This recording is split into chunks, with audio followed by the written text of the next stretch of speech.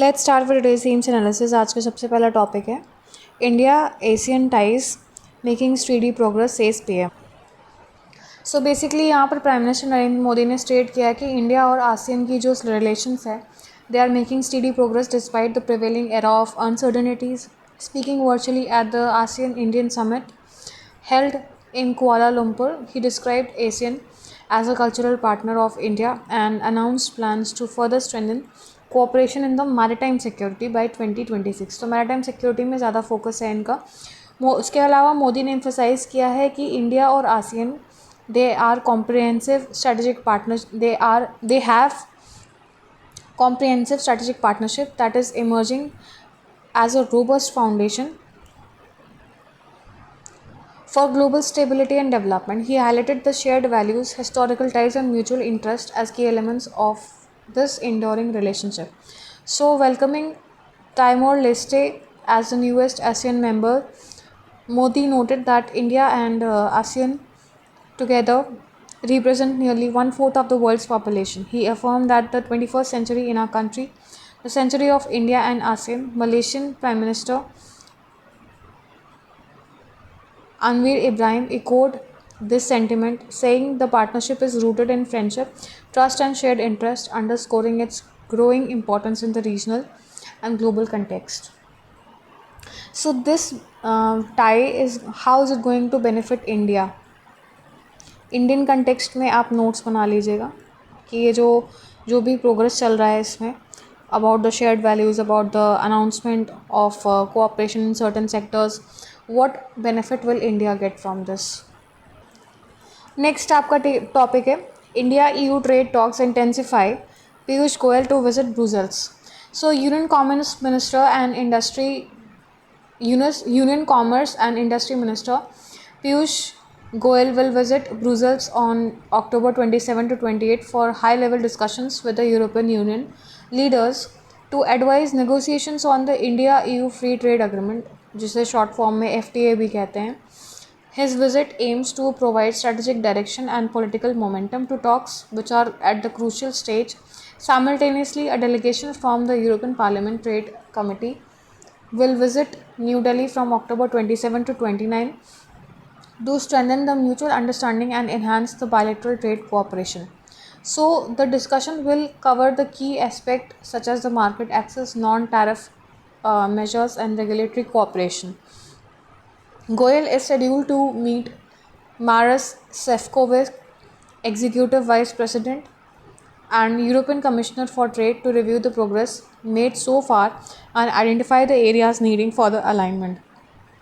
So, although this will not be a formal negotiation round, it represents a significant step in sustaining momentum toward a comprehensive FTA, an important development for India's global trade and economic diplomacy strategy. Now, this is important with respect to India's economic diplomacy strategy and also India's global trade alliances. So, ये international relations में ही आपका cover up हो जाता है. So, this is important. इनके relations को थोड़ा study कर लीजिएगा, हिस्टोरिकली भी स्टडी कर लीजिएगा that how has been India EU relations been historically, history क्या रही रिलेशंस की. नेक्स्ट टॉपिक है आपका the contours of constitutional morality. So basically ये आर्टिकल है, this is by the justice N. Anand Venkatesh who discusses the evolving relationship between Indian morality and the law in India, emphasizing the importance of constitutional morality as a distinct from the public or societal morality.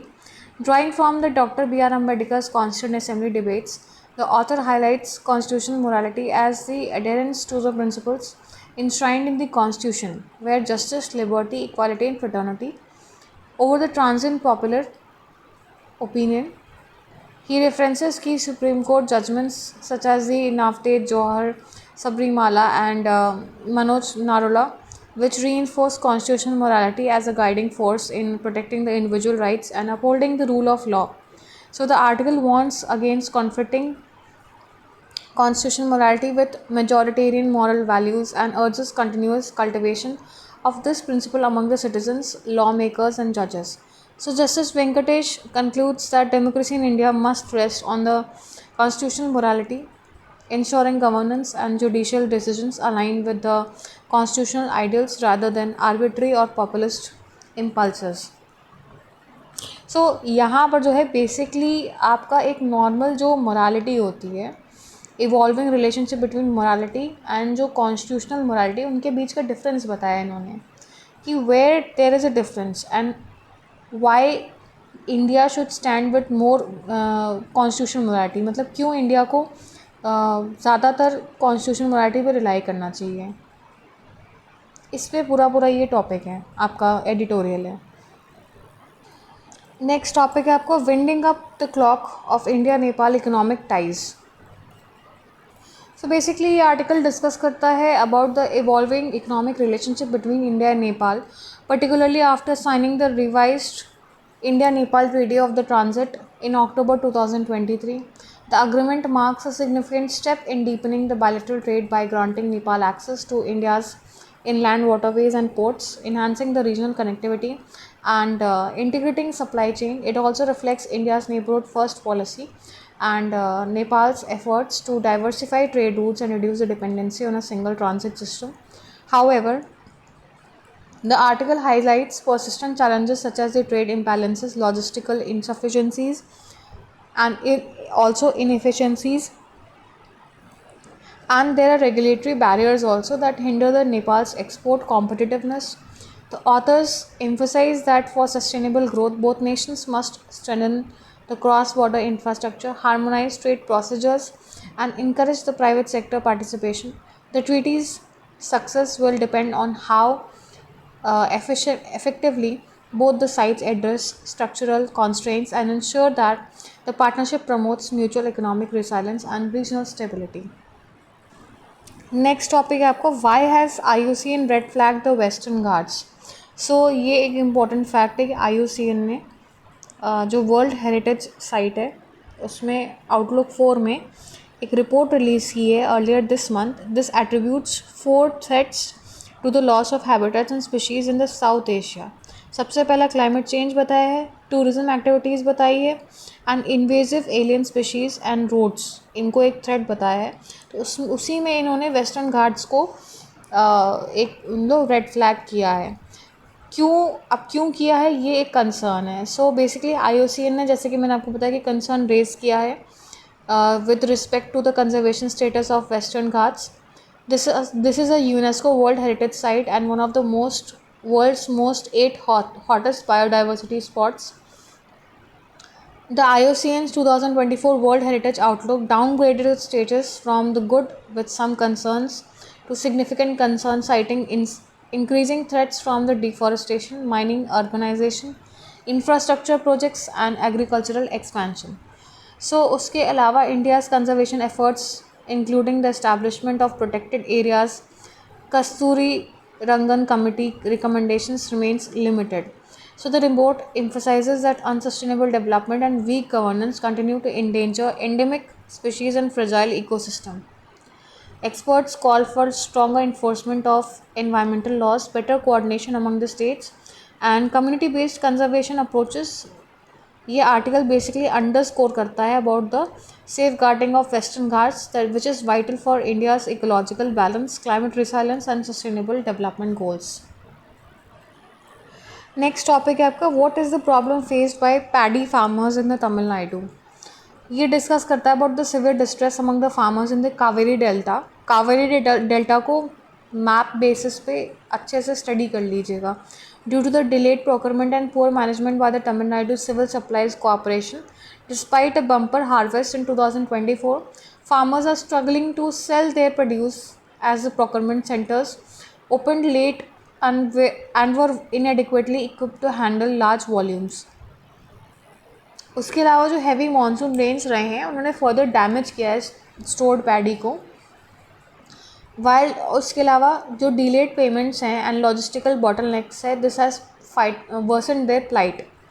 So the TNSCSC's slow procurement and storage inefficiencies coupled with the lack of drying facilities have led to huge post-harvest losses. Farmers have demanded urgent government intervention to expand the procurement centers that ensure timely payments and improve the infrastructure.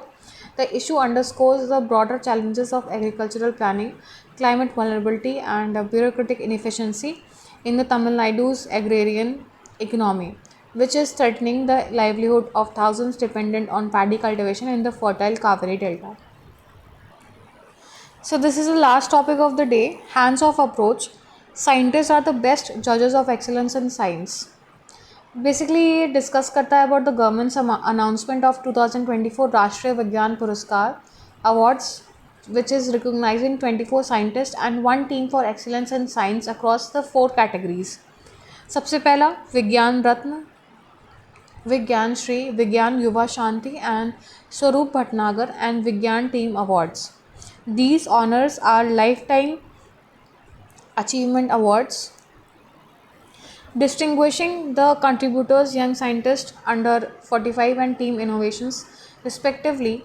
While the awards aim to enhance the prestige of Indian science, concerns have arisen over the transparency and potential politicization in the selection process. Some scientists allege that the political or ideological factors rather than merit influenced the decision. The principal scientific advisor, that is the PSA, oversees the selection committee, but the extent of ministerial influence remains unclear. So, the article emphasizes that to uphold scientific integrity and avoid perception of bias, the government should adopt a hands off approach, ensuring that scientists themselves evaluate and recognize the excellence of their peers based solely on the merit. So that's all for the day. Here I end my analysis. Thank you and have a nice day. I request you to like, subscribe, and share my channel.